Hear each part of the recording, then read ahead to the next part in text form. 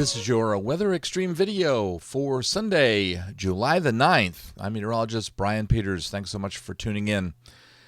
Satellite image this morning is a little bit different than we've seen over the last several days. We have basically clear skies across the Tennessee River Valley and clouds across, about the southern half of the state of Alabama. And the frontal system that we had seen yesterday just to our north has managed to move down into South Alabama. So that is clearing the way for some drier air to enter the picture and give us a couple of dry days. In the upper air chart, we see that the trough axis has moved by or is moving by today. And so that will help to reinforce that dry air. At the surface, we still have lower 70 dew points across central Alabama, but notice that we have mid-60s in the Tennessee River Valley, and that air will be advecting into our region, and that will give us a couple of dry days. Showers confined primarily along the Gulf Coast this morning on the regional radar. Watch warning map, we have a couple of areas of dense fog. That's those gray areas across the southeastern U.S.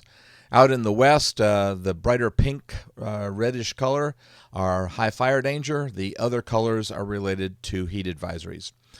The QPF, or quantitative precipitation forecast, for the next 5 days through Friday morning pretty much tells the story. It's showing between 1/100th and 1/10 of an inch over much of the northern third of the state of Alabama, and that's because we're going to see isolated showers pretty much for the next several days after Monday.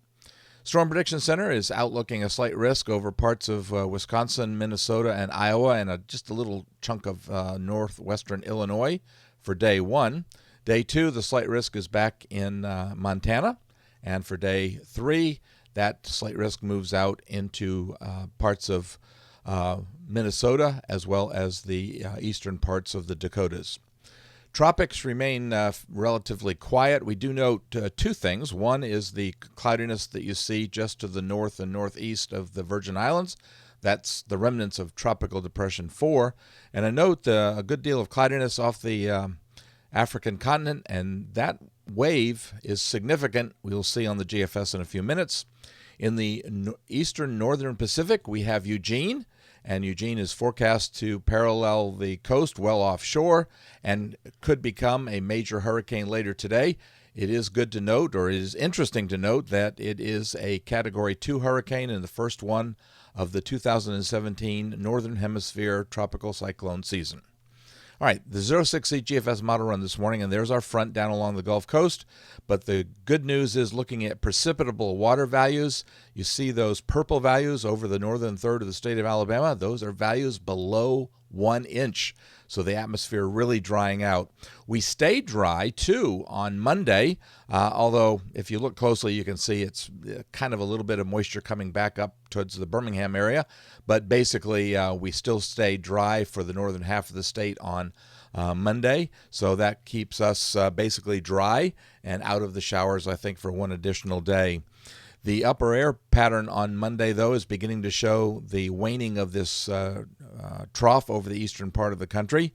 The trough continues to wane as the ridge to our west builds in and sort of connects with the one over the Atlantic. And so what that means is Tuesday we'll probably have to put isolated showers back in the forecast as moisture begins to come back northward. And you can see the below 1 inch values, the purple, are now up into Tennessee. And we've recovered back into the 1.6 to 1.8 category across much of central Alabama. The upper air pattern shows this ridge basically from west coast to east coast on Wednesday and then again on Thursday. And these will be some of the highest values for thicknesses we've seen. So I expect to see at least mid-90s, perhaps even upper 90s. By Friday, the big trough that is moving across southern Canada is beginning to dig in, and that's helping to reestablish the trough over the eastern part of the country.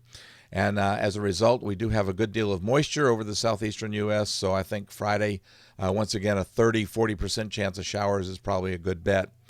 Saturday, the troughiness continues to dig in and become a little bit more entrenched.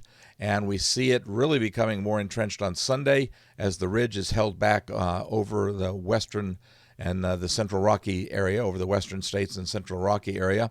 And with this trough digging in, we do note that there's a front projected to come into the Ohio River Valley on Sunday. Too early to tell if that's going to get down our way.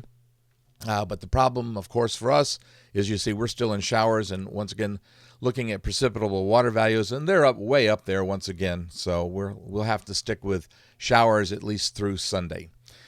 Looking out into voodoo country, and it's very important to note what's in the Bahamas down there, because that could be the wave that is coming off the African coast today.